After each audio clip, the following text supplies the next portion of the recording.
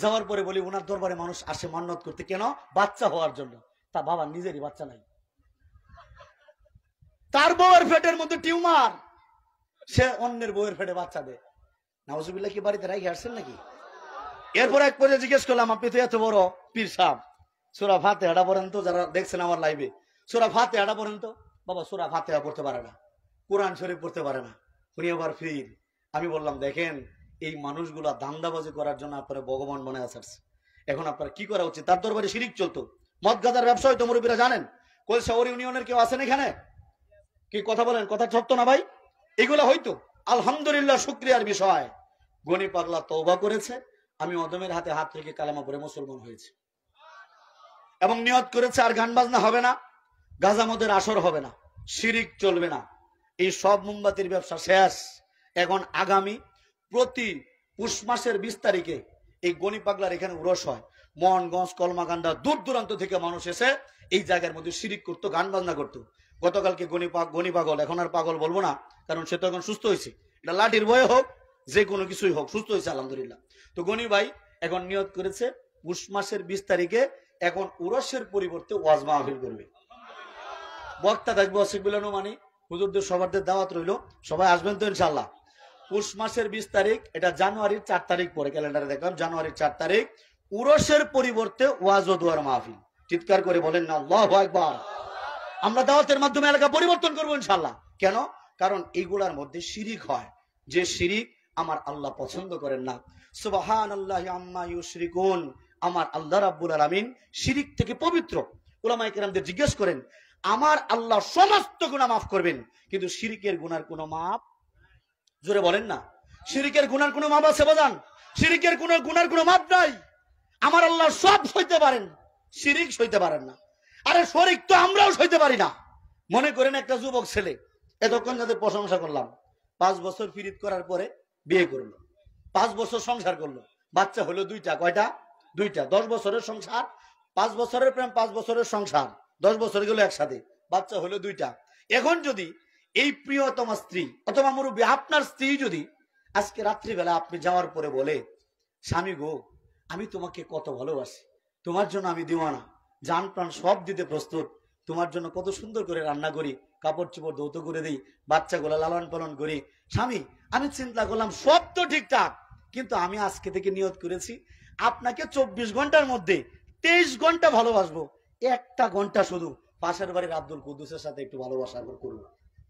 আপনারা কি বলেন, মানবেন? কথাটা ভালো করে বোঝার চেষ্টা করবেন। যদি প্রিয়তমা বিবি বলে 24 ঘন্টার মধ্যে 1 ঘন্টা না, 1 বছরের মধ্যে 1 দিন পাশের বাড়ির যুবকের সাথে থাকবে, কোন স্বামী মানবেন? আপনারা যারা বিয়ে করছেন কি করবেন? চাচাকে বাইরে হুতে আলবা, কথা তো ঠিকই আছে, ঠিক আছে না বাজা? কি মুরব্বীরা যারা বিয়ে শাদী করছেন, যদি এই কথা কোনো মহিলা বলে 1 বছরের মধ্যে 365 দিনের মধ্যে মাত্র 1টা দিন পাশের বাড়ির অন্য পুরুষের সাথে থাকবো, 364 দিন আপনার সাথে, কোন বিবাহিত পুরুষের পক্ষে মানা সম্ভব? কথা বলেন, মানা সম্ভব? 24 ঘন্টার মধ্যে 1 ঘন্টা মানবেন কেউ? 30 minute, 20 minute, 15 minute, 10 minute, 5 minute, 1 minute যদি বলে মনে মনে বাসি, কি করবেন? কথা বলেন না কেন? যদি বলে মনে মনে বাসি, মানবেন? বলবেন ওয়াসিকুল্লাহ হুজুর লাঠিটা দাঁড় দিন। কি কথা সত্য না মিথ্যা? আপনি তো এই বিবিকে জন্ম দেন নাই, এই বিবিকে তৈরি করেন নাই, এই বিবির রিজিক তো আপনি দেন না, এই বিবির মৃত্যু তো আপনার হাতে না। তাহলে এই বিবি যদি 1টা মিনিটের জন্য অন্য কাউকে ভালোবাসলে, ও দুনিয়ার মানুষ আপনি সইতে না পারেন, তাহলে আমার আল্লাহকে বাদ দিয়া যদি কেউ দুর্গা পূজা করে আর দুর্গা পূজা করে, আমার আল্লাহ সইতে পারে না, আমার আল্লাহ সইতে পারে না।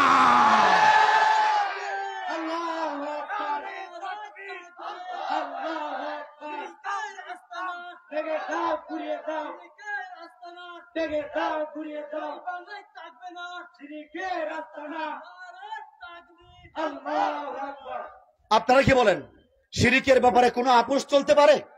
জোরে বলেন না, শিরিকের ব্যাপারে কোনো আপোষ চলতে পারে? আপোষ করি নাই, এই শিরিকের ব্যাপারে আপোষ করি নাই বলেই বাবা ছেড়েছি, মা ছেড়েছি, রক্তের ভাই ছেড়েছি, বোন ছেড়েছি, সম্পত্তি ছেড়েছি, শিরিকের ব্যাপারে আপোষ করি না বলেই জেল কেটেছি। আল্লাহু আকবার। আমি মুসলমান, শিরিকের আপোষ করি নাই বলেই আমি অসিকবিল্লাহ নোমানি মুসলমান হওয়ার পর আপনারা কেউ জানেন না, দিনের পর দিন আমি না খেয়ে থেকেছি। আমি মুসলমান, অনেক মার খাইছি এই শিরিকের ব্যাপারে আপোষ করি নাই বলে। এখনো বলতেছি স্পষ্ট কথা, স্পষ্ট কথা বলতেছি, দুর্গা দুর্গা সব বাবাদের স্পষ্ট করে বলতেছি, শিরিকের ব্যাপারে মুসলমান আপোষ করতে পারে না, শিরিকের ব্যাপারে আপোষ করতে পারে না। এজন্যই তো এই বাংলার একজন নেতা বঙ্গবন্ধু শেখ মুজিবুর রহমানের ব্যাপারে কথা উঠেছিল, ভাস্কর্য বানাইছিল।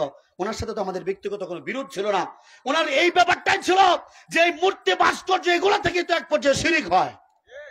আপনাদের এই ময়দানে আমি বলেছিলাম, মনে আছে আপনাদের, এগুলো থেকে শিরিক হয়। এই শিরিকের কারখানা, এই মূর্তির আস্তানা, এদের বিরুদ্ধে কথা বলার কারণে মাওলানা মামুনুল হক সাহেব সহ, রফিকুল ইসলাম মাদানী সহ এই বাংলার শত শত আলেমকে জেলখানায় বন্দী করা হয়েছে। আলহামদুলিল্লাহ আমরা জেল কেটেছি, কিন্তু শিরিকের সাথে আপোষ করি, শিরিকের সাথে আপোষ করি নাই। আজকে যারা মাজারের বাবারা বারবার বারবার চিৎকার করে বলতেছে, হুজুর 15 বছর তো মাজার ভাঙলেন না, 15 বছর তো মাজারে গিয়া গাঞ্জা বন্ধ করলেন না, এখন করতেছেন কারণটা কি? কারণ 15 বছর তোমার নানি কিছু বললেই জেলখানায় পড়তো। কথা বলেন ঠিক কিনা? এখন আর স্বৈর শাসক নাই। এই ছাত্র সমাজের আন্দোলনের মাধ্যমে আল্লাহু আকবার, সামনে এমন শাসক আসবে ইনশাআল্লাহ, সেটা হবে ইসলামী হুকুমতের শাসক। এ দেশের সংবিধান চলবে কোরআনের সংবিধান অনুযায়ী। এর আগে আমরা থামবো না, এর আগে আমরা থাকবো না। কারা কারা তৈয়ার? আল্লাহু আকবার, আল্লাহু আকবার। আমারা হকানি জিন্দাবাদ, জিন্দাবাদ। আমারা হকানি জিন্দাবাদ, জিন্দাবাদ। স্বৈরাচারের আস্তানা ভেঙে দাও, ঘুরিয়ে দাও। বাংলার জমিনে স্বৈরাচারের আস্তানা ভেঙে দাও। থাকবে না, থাকবে না, থাকবে না। নারা থাকবে। আল্লাহু আকবার। ভয় পাইতেছেন না তো? কাকে ভয় পাবেন? যাদেরকে ভয় পাচ্ছেন এরা তো সব পলানে, সব পলাতক। এই পূর্ব জেলার উপজেলা চেয়ারম্যান সুজন 3টা বছর আমাকে মাহফিল করতে দেয় নাই। সুজনটা আমি খুঁজতেছি, পাই না। সুজনটা আমি পাই না। আহমদ বাবা তো আছেই, অল্প দিনের জন্য ক্ষমতায় আসছিল, বাদান চলে গেছে। কি কথা বলেন ঠিক কিনা? বেলাল কাকু পুরাতন একটা ইঞ্জিনের সাথে নতুন বগি লাগাইছে, বুইরা খাড়ায় 60 বছর না 70 বছর বয়স, 25 বছরের এক শরীরে লইয়া বাগছে। আহা, এই বেড়া যুবক ফুলাভান বিয়ে করতে পারতেছে না, আর তুই একটা বুড়া বেড়া হইয়া এদের পেটের মধ্যে লাথি মারলি। যুবক তুই কথা কও না কে? কি কথা সত্য না মিথ্যা? বাবা যে এখন এই ইঞ্জিন চালাইতে পারে নাই, চরম পর্যায়ের অসুস্থ, অসুস্থ ব্যক্তি, এরপরেও দুর্নীতির দায়ে ধরা খাইতেছে। যদি এরপরে মামলা না হয় আমরা সবাই মিলে মামলা দেব। কি মামলা? বেলাল আমাকে 3 বছর পূর্বতলায় মাহফিল করতে দেয় নাই। কি কথা সত্য না মিথ্যা? বাজান কম জ্বালাইছে না এরা। বিভিন্ন বয়ানগুলোর মধ্যে পোস্টারে নাম থাকা সত্ত্বেও আমাকে বয়ান করতে দেয় নাই। রফিকুল ইসলাম মাদানী সাহেব তো আরো নির্যাতিত, আরো মাজলুম, পূর্বতলার মাটিতে একটা মাহফিল করতে দেয় না ওরা। ওরে বাবা কি ক্ষমতার দাপট! এখন কই, এখন কই তোমরা কই? এই খুব তো বলছিলা খেলা হবে, আমরা তো মাঠে, তোমরা কই? কথা বলেন না কেন? আমরা তো মাঠে, তোমরা কই? আমরা পালানোর খেলোয়াড় না। কথা বলেন ঠিক কিনা? আল্লাহু আকবার, আল্লাহু আকবার, আল্লাহু আকবার। শিরিকের সাথে কোনো আপোষ চলতে, জোরে শিরিকের সাথে কোনো আপোষ চলতে। মুসলমান, এই শিরিকের গুনাহ নিয়ে যদি কেউ মারা যায় তার ঠিকানা হবে চিরস্থায়ী জাহান্নাম। এই দুনিয়ার মধ্যে কোনো মানুষ যদি অসুস্থ হয় তার পাশে আমরা যাই, তার জন্য কত দোয়া মোনাজাত করি। যদি রাস্তায় কোনো কুকুরও মরে যায় তার জন্য আমাদের মায়া হয়। যদি কোনো অমুসলিম ভাইয়ের বাড়িতে আগুন লাগে রে বাজান, আমরা সবাই মিলে আগুন নিভাতে যাই। কোন অমুসলিম কষ্টে পড়লে তাকে উদ্ধার করতে যাই। কিন্তু ওদের মৃত্যুর পরে ওই যে আমার আল্লাহ শিরিকের গুনার কারণে চিরস্থায়ী জাহান্নামের আগুন জ্বালিয়ে রেখেছে, এইটা থেকে বাঁচানোর জন্য এদেরকে শিরিক থেকে ফিরে ইমানের দাওয়াত দেওয়ার দরকার আছে না নাই? জোরে বলেন না, আছে না নাই?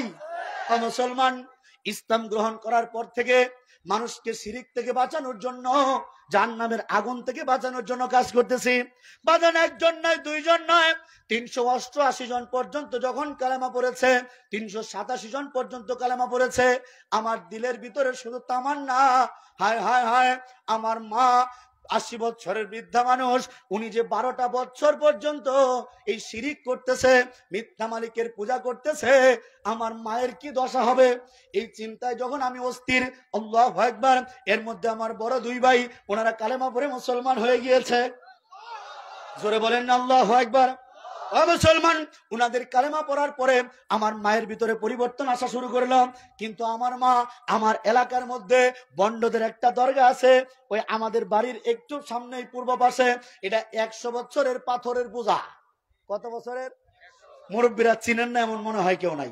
নারায়ণডহর বাজারের পূর্ব পাশে দরগা বাড়ি, 100 বছরের পাথর। কত বছরের পাথর? 100 বছরের পাথর। আল্লাহ তুমি মাফ করো। এই পাথরের পূজা করতেছে 2 শ্রেণীর মানুষ। হিন্দুরা বলতেছে এটা বিপদনাশিনী দেবী। কি বলতেছে? বিপদনাশিনী দেবী। আর মুসলমান বন্ডরা বলতেছে এটা বিবি ফাতেমা। জোরে বলেন না নাউজুবিল্লাহ। এই পাথরে গিয়ে ওরা সেজদা মারে। এই পাথরকে 4-5 লিটার দুধ দিয়া গোসল করায়। এই পাথরের কাছে মান্নত করে রে বাজান, পাথরের চতুর্পাশে গান বাজনা করে। এই পাথরকে তারা মালিক মনে করা শুরু করলো। আমার কষ্ট লাগে রে বাজান, আমি যখন হিন্দু অবস্থায় ছিলাম এই পাথরের পূজা আমিও করছি, আল্লাহ মাফ করেন। হিন্দুরা পূজা করতেছে এই যে পাথরটার, আবার মুসলমানরা পূজা করতেছে এই পাথরটার। মুসলমানদের আন্ডারে থাকা এই পাথরটার নামে সম্পত্তি 27 বিঘা। কত বিঘা? 27 বিঘা, 112 কাটা। এই পাথরের নামে সম্পত্তি। এটা ব্রিটিশরা কি করছে, তৎকালীন নরেন্দ্র নারায়ণ রাজবাবু রাজা, উনি পাথরটা এনে এখানে বসাইছে যাতে করে মুসলমানকে শিরিক করানো যায়। কারণ সব গুনার মাপ আছে, শিরিকের গুনার কোনো মাপ, জোরে বলেন, কোনো মাপ নাই। কথিত আছে এই পাথরটা, 100 বছরের পাথরটা, এটার এমন পাওয়ার, 60টা হাতি দিয়া টানলেও পাথর লড়ে না। কি করে না? 60টা হাতি দিয়া টানলেও পাথর নড়ে না। বলতেছে সেনাবাহিনী টানছে, পাথর নড়ে না। উরি বাবা, পাথরের কি ক্ষমতা! আমরা কয়েকজন মিলে, যুব সমাজের ভাই, উলামায়ে কেরাম, তাবলীগের কিছু সাথীরা মিলে আমরা মাশওয়ারা করলাম যে আমরা দাওয়াতের কাজ করব। আমরা ওদেরকে বোঝাবো এটা খারাপ কাজ। এই পাথরের পূজা করা, পাথরের পূজা করা, পাথরের পূজা করা যাবে না, যাবে না, যাবে না। মুসলমান পাথরের পূজা করতে পারে না। আমরা ওদেরকে বোঝানোর জন্য একটা কয়েকজন মিলে মাশওয়ারা করলাম। মাশওয়ারা করার পর আমরা দাওয়াত নিয়ে গেলাম এই পাথরের যিনি মূল উদ্যোক্তা, নাম বলবো না, ওনার এখানে গেলাম। যাওয়ার পরে অনেক বুঝাইছি, মানে না, অনেক বুঝাইছি, মানে না। কেন মানে না জানেন? যদি মানে তাইলে তো সম্পত্তি নিয়ে টানাটানি হবে। যদি মানে তাইলে তো গাঞ্জার ব্যবসা শেষ। তাহেরির মাজার যদি ভেঙে যায়, তাহেরিরা গাঞ্জার ব্যবসাটা করবো কই? কথা বলেন ঠিক কিনা? এই জন্য গাঞ্জার লোকে তারা কলব একসাথে জোড়া দিয়ে দিছে, আর বারবার তাহেরি গিয়ে গান গায়, কলবে কলবে মিল না হইলে আশা পূরণ হইবে না, বাবা নিশিরাইতে কার বাঁশি বাজে, বাঁশি বাজায় আমার তাহেরি বাবা, কি মায়ার সুরে ডাকে রে বাবা, বাঁশি বাজায় তাহেরি বাবা, কি যে মায়া লাগে, ও নিশিরাইতে কার বাঁশি বাজে। আমি বলি, বাবা তোদের বাঁশির মধ্যে ছিদ্রি আছে, আমার বাঁশিটা ছিদ্রি নাই, তোরার ডাকালি বাজে, আমার ডাকালি ফিট নাই। কথা বলেন ঠিক কিনা? বাঁশি বাজানোর দিন শেষ, এখন লাঠি চালানোর বাংলাদেশ। চিৎকার করে বলেন কথা ঠিক কিনা?